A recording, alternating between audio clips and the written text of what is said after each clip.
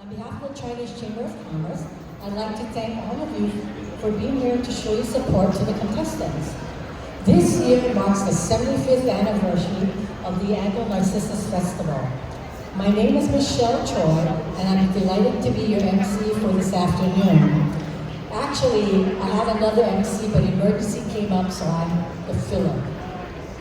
In a few moments, we will be presenting the Narcissus Queen candidates vying for the title of 2026 Narcissus Queen. In the months leading up to the Queen Pageant, the young ladies have gone through 3 months of cultural and pageant training classes and public appearances at shopping centers in preparation for the pageant. The purpose of these public appearances is to help the contestants gain self-confidence in front of an audience so that by Queen Pageant night, they are more poised and confident. Each contestant will also be asked a question based on what they've learned in their Chinese culture classes and share their answers with you so that you can also learn a little bit about the Chinese culture and traditions. Without further ado, I now present to you the 2026 Narcissus candidates. We begin with contestant number 1, Caitlin Nicole Chong. Caitlin was born in Honolulu, Hawaii, and is the daughter of Michael and Jennifer Chong. She's a graduate of Le Jardin Academy and recently earned her bachelor's degree in television writing and production with a minor in entrepreneurship from Chapman University. She works as a personal assistant, barista, freelance film crew, member, and hosts her own podcast. She aspires to inspire others and make the world a more positive and connected place, one impactful and entertaining moment at a time. Her interests include Muay Thai, dancing, weightlifting, hiking, sustainability, and meaningful conversation. Hi, Nicole. Caitlin, excuse me. In Hawaii, we tap our glasses at weddings. Why do we consider this rude? It is fascinating how the same gesture can mean one thing in one culture and something completely different in another. Here in Hawaii, the tapping of a glass is meant to be playful and celebratory. However, in Chinese culture, we are very superstitious, especially when it comes to things like prosperity and good fortune. Typically, in Chinese culture, the tapping of a glass is linked back to the old market days, where the less fortunate would be asking for things like food or money. So, in the context of a wedding, the tapping of a glass would actually be seen more as a call to the couple rather than an honor. Thank you, contestant number 1, Caitlin Nicole Chong. Contestant number 2, Anna May Yin Lee. Anna was born in Honolulu, Hawaii, and is the daughter of Lim Yang Wu and Chun Hung Lee. She's a graduate of Roosevelt High School and attended Central College, where she majored in anthropology and sociology. Anna is employed at East West Medical Research Institute as a clinical research assistant. She speaks Cantonese, and her goal is to become a physician who understands the needs and backgrounds of Hawaii's diverse communities. Her interests include hiking, traveling, running, eating, and partaking in cultural festivities.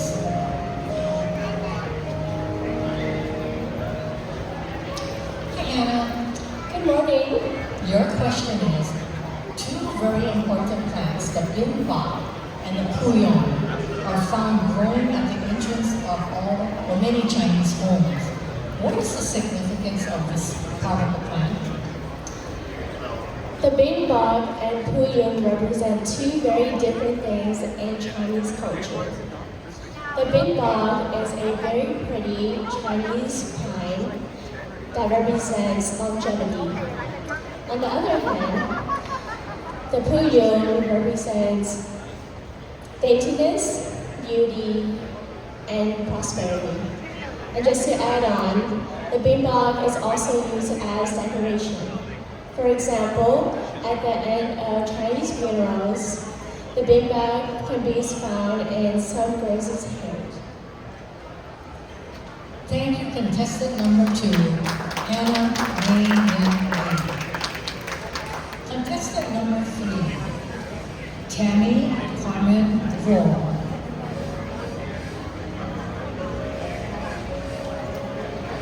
Tammy was born in Honolulu, Hawaii, and is a daughter of Hanatine Roll and Amy Roll.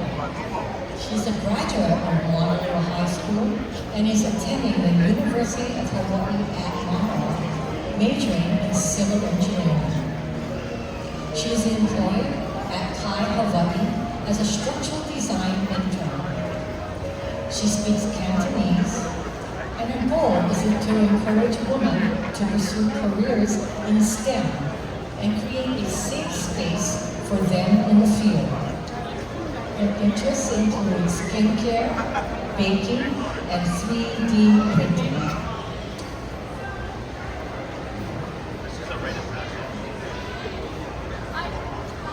Tammy, your question is, when a baby is 1 month old, the Chinese pass out a paper bag filled with goodies to give friends and relatives.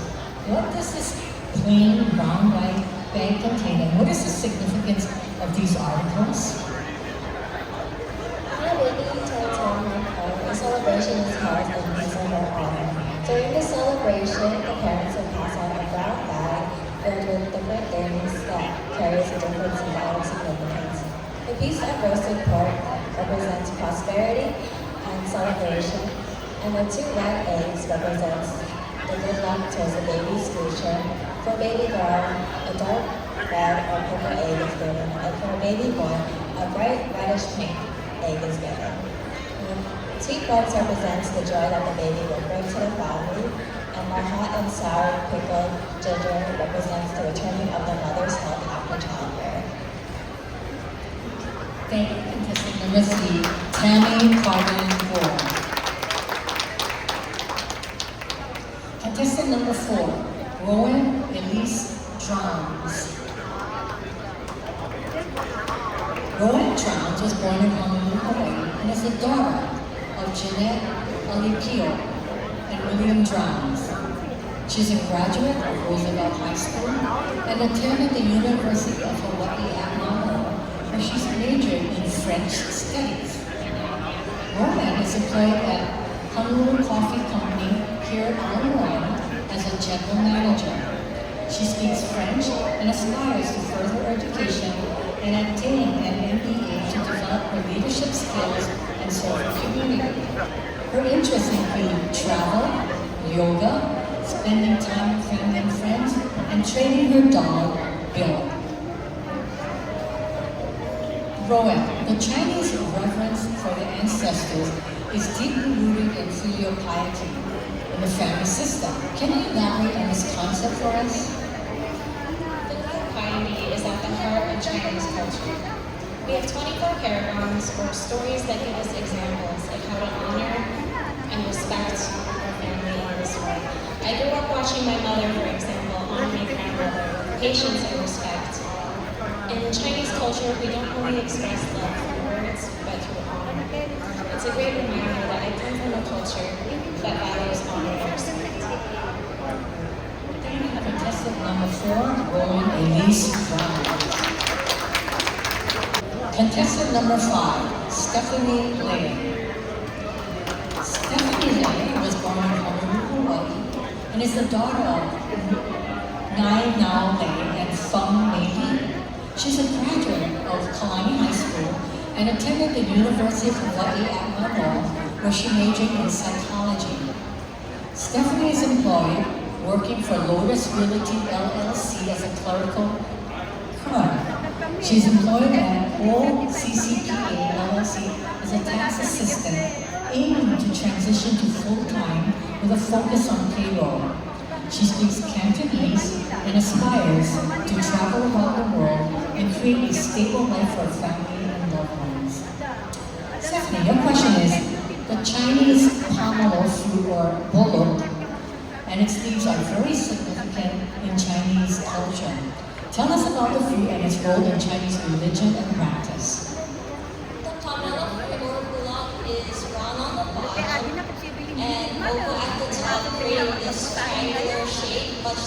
sword. They are placed in altars as a prayer offering for prosperity, good luck, abundance, and family unity. And much like the gourd, they also represent auspiciousness. As a traditional act, my mom would place pomelo leaves and tie it to our shower heads, and washing with the leaves is a traditional act to cleanse off the bad chi, the negative energy, and good luck and fortune. Thank you, contestant number 5, Stephanie Leah. Contestant number 6, Madeline Qipao. Madeline was born in Honolulu, Hawaii, and is the daughter of Sunny and Charles Al. She's a graduate of Mid-Pacific Institute and attended Connecticut College, where she got her degree in International Relations and East Asian Studies. Madeline is employed at Revere & Associates, LLC, as a paralegal. She speaks conversational Mandarin and Japanese, and her goal is to attend law school to earn a Juris Doctorate before becoming an ambassador under the Department of State or United Nations and using the practice of law in diplomacy. Now, the modern Cheongsam, something like what you're wearing, of today was not traditional women's garment. What was the original dress of Chinese women?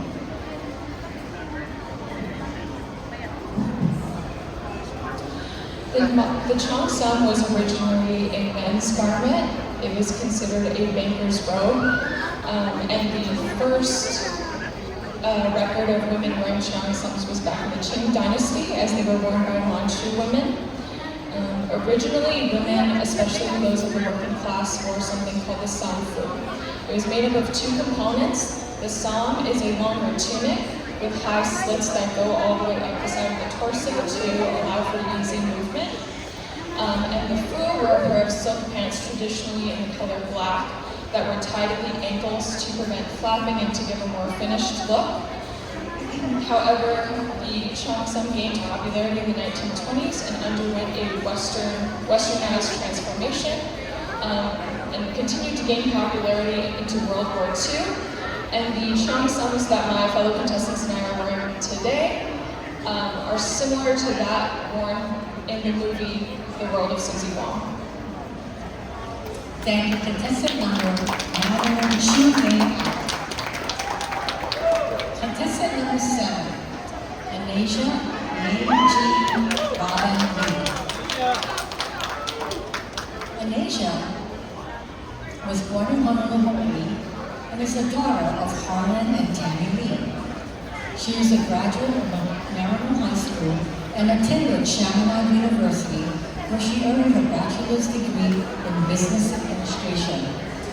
She is employed at Kamehameha Schools as an administrative assistant.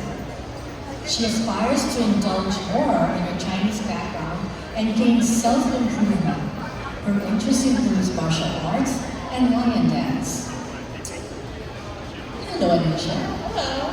Your question is, the Cheongsam, or Chinese almanac, was regarded by Chinese almost like the Bible. Define this and why it was and still is highly regarded by Chinese throughout the world. The Chinese almanac's importance remains a symbol of guidance and peace, and the Chinese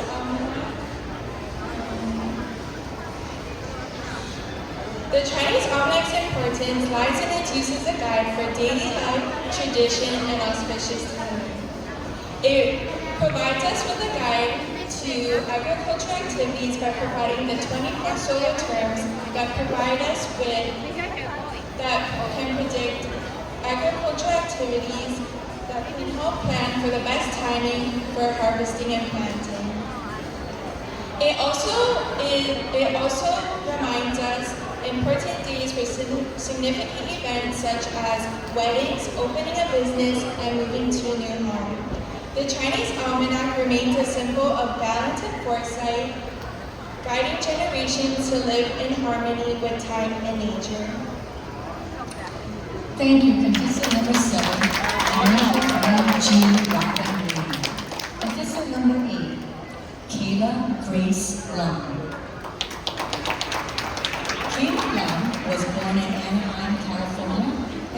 daughter of Jeffrey and Ala Moana. She is a graduate of Henry J. Carter High School and attended the University of Hawaii at Manoa, where she earned her Bachelor of Science degree in biology with honors.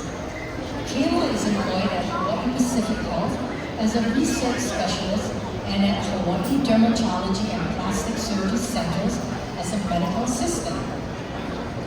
She speaks intermediate Mandarin Chinese, and her goal is to attend medical school to become a physician and practice medicine in Hawaii. She enjoys running, hiking, and volleyball.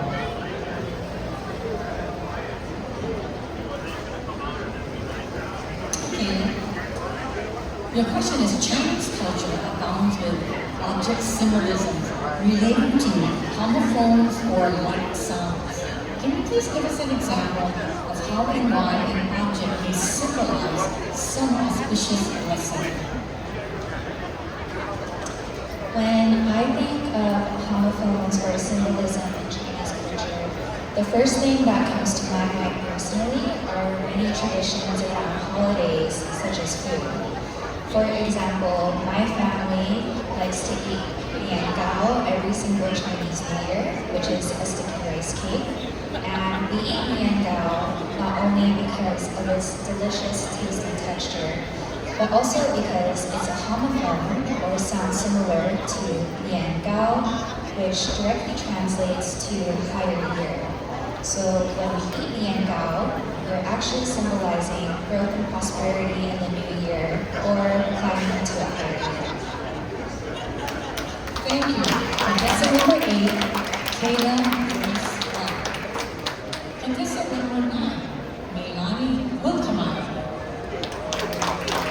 Meilani Wilkamai was born in and adopted from Hunan Province, China, and is the daughter of Renova Wong and Michael Wilkamai.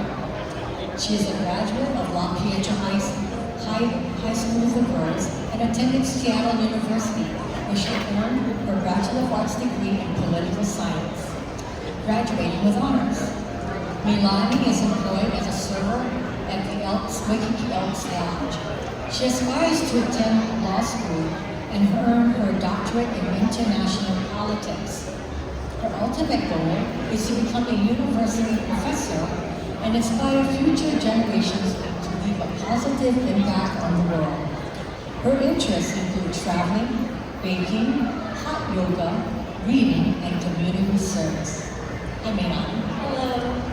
Can you tell us what is the difference between the Chinese dragon dance and the lion dance, and what is its purpose? Some of my favorite memories were going with my family down to Chinatown during Chinese New Year. At this time, the dragon dance and lion dance are both performed, but there are key differences. The lion dance is performed as a way of bringing in blessings and good fortune, and is seen as a cleanse and is performed with 2 people.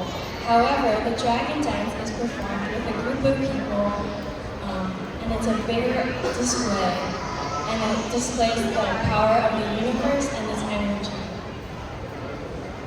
Thank you, contestant number 9, Meilani Wilkamai. Contestant number 10, Stacy Mu Choi Miyashiro.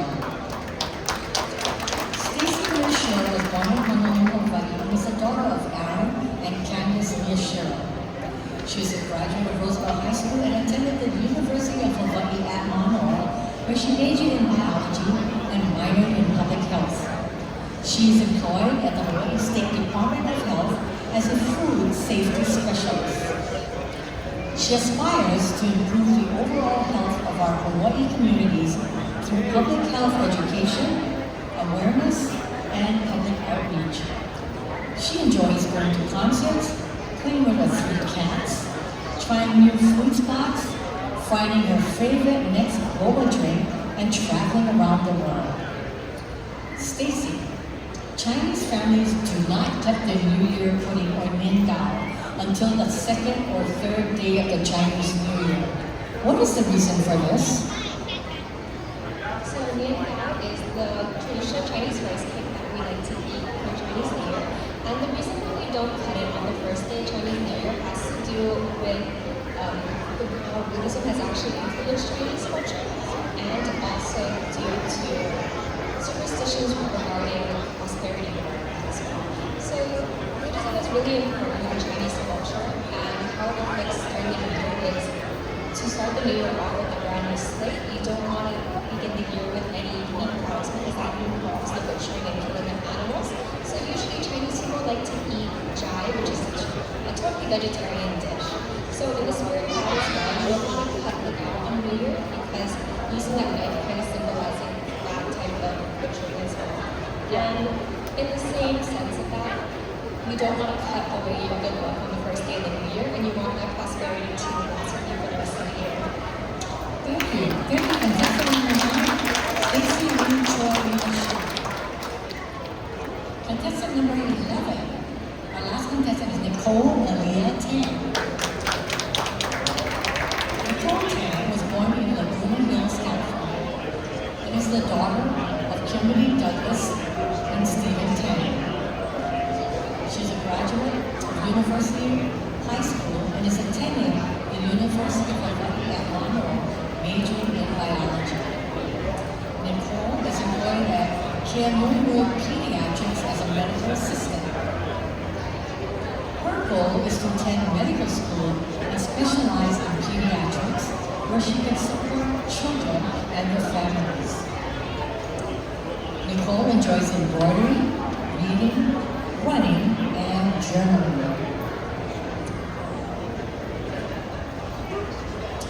Okay, Nicole, why should one pay attention to the design of a jade carving when selecting a jade piece? When choosing a jade carving, when choosing a jade piece, carving is just as important as the stone itself.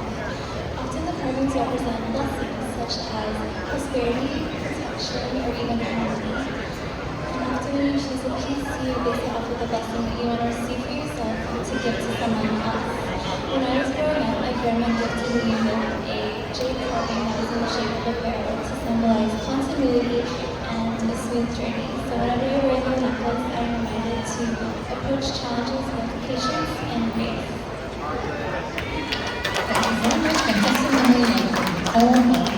Wow, weren't they all beautiful and poised and very smart as well? You know, really give them credit because it can be very nerve-wracking for them to be on stage, especially Ala Moana. But these public appearances are geared to help these young ladies prepare themselves for the larger audience of Queen Pageant night. Now, before I bring out the contestants for a final look, I'd like to bring out the 2025 Narcissus Court. These young ladies have done very well during the reign in representing the Chinese community and the state of Hawaii. And their time will soon be coming up in January. But please welcome Narcissus 4th Princess, Eva Chi.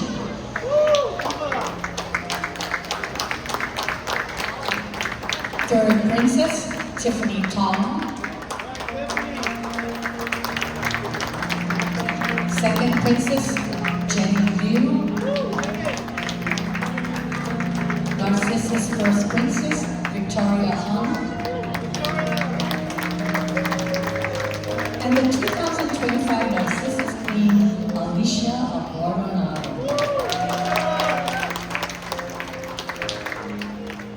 I'll let you take pictures while I tell you more about the pageant.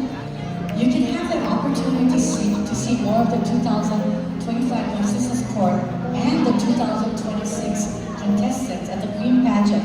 But this year it'll be Sunday, January 11th at the Hawaii Theater. So feel free to contact the Chinese Chamber for more information or go online.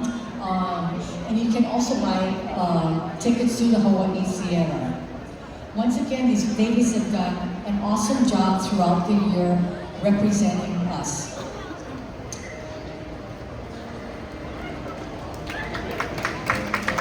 And thank you very much, ladies. You can now exit the stage. Thank you.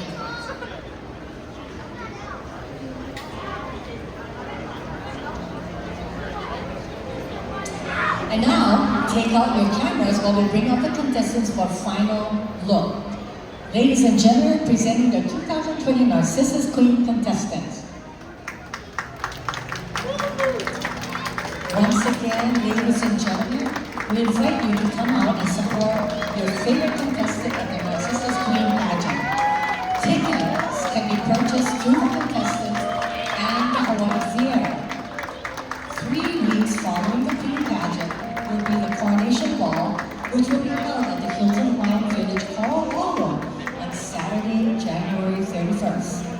This is when the governor will officially crown the 2006 Narcissus Queen at an elegant dinner and ball. After that, the young ladies will spend several weeks making various appearances throughout the state of Hawaii in celebration of Chinese New Year's, which is February 17th.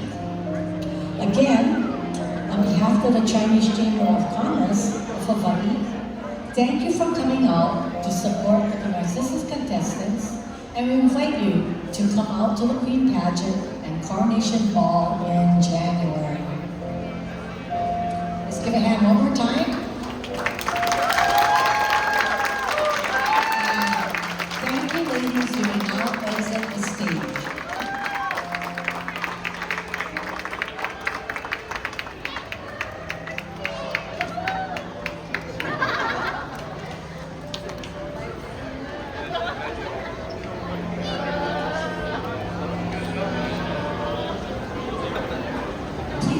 Please stick around, because at this time, I'd like to introduce the Qipao International Martial Arts Lion and Dragon Dance Sports Association under the direction of martial arts Sifu Harlan Lee. They will perform several martial arts sets followed by a short lion dance with pleasure. But unfortunately, the lion dance will not be able to come down to the ground. They can only stay on stage.